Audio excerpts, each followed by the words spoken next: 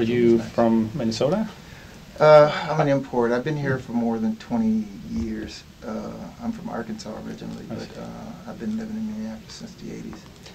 And what's your involvement with the IPR? Well, Jack Robinson and I, we were in a band together. I formed a band actually back in 91, 92,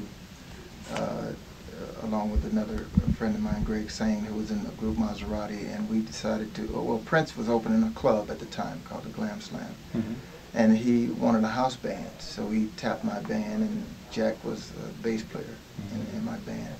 And we, you know, I met Jack through another mutual friend who knew about him, and so we forged a friendship in the band, and then later a partnership in a production company that we had called a Jam Network, Jack and Morris Network. And we got to be fast friends. He was a remarkable musician as well as a person I always call him. He was a thinker. He was a heavy thinking guy because he spent a lot of time really trying to think of you know, ways to change the music industry, and he always had this vision of us doing all of these things. We're going to be the new Terry and Jimmy Jam and all of that, and so it was a remarkable time for growth for he and I both, you know, in the production side and just as musicians. Of course, I ended up getting a job with Prince in the band in 1992. Our band went out on tour with Prince to open with him with Carmen Electra. He basically took our house band from the club and just put us behind Carmen. And Jack was a bass player in the band, of course, and so we went on tour during the Diamonds and Pearls tour. And after that tour, I basically eventually graduated to Prince's band, which was great for, you know, for me as a keyboard player. That's like, as far as I was concerned, it's kind of the ultimate gig if you're a musician. What was impressive, I think, about Jack was his vision. He was what we called a brother from the street. You know, that was like, always thought about empowerment of kids in the neighborhood, and always had these visions of, like, you know, this very situation that we have here now, where he wanted to have kids who couldn't really afford to be in schools. He worked at schools teaching, and it frustrated him that the people who he really wanted to see in there couldn't really afford to be in there.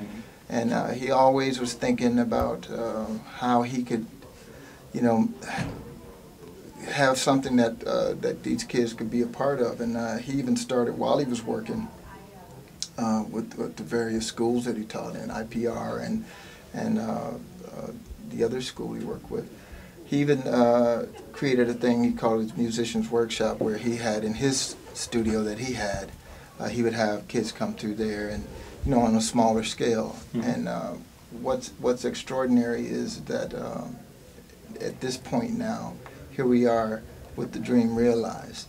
And as I look at it, I mean, this is absolutely remarkable that you know, you have all of these extraordinary vendors and extraordinary educators, and one of my personal favorites, Eddie Saletti, I read all of his columns and you know, the music trade magazines that I would read, because I was one of the players who also tried to engineer a little bit, but that's not my forte, and so I would a lot of times rely on Electronic Musician and Keyboard magazine and EQ magazine in order to supplement my lack of, you know, engineering knowledge. And so I relied on some of those guys to, you know, learn the trade. And Jack was very good with that too, very savvy with you know, the whole electronics thing as well as being a musician. And that was kind of I think one of our strong suits. We kind of got that side of it too, as well as the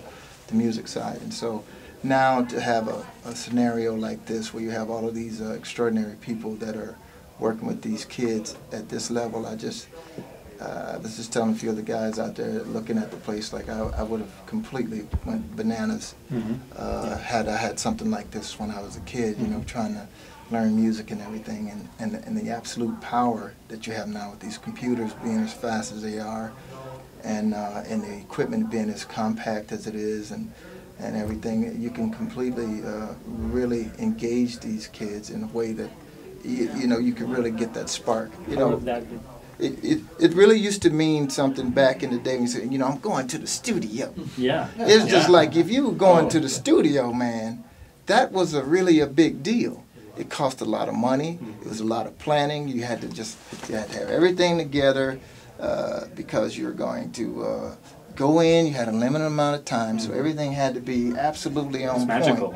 It meant something. You know, I read a lot of album credits back when I was a kid. I was just telling my wife on the way over how a song from Fleetwood Mac came on, and Steely Dan, and one of my personal favorites is Roger Nichols, and it's just like, yeah, I used to listen to those records, and I really didn't get why at the time. I didn't know. I just knew there was something special about listening to either Fleetwood Mac or listening to Steely Dan, or especially some Earth, Wind and Fire, just to hear how that sounded in my headphones. Yeah. And I would just wear headphones, and I'd just get all into it and listen. And it's like, wow, I don't know how they do that. There's stuff moving around, and I just wanted to understand that. And where I lived, I was in Jefferson, Arkansas, man. There was nothing.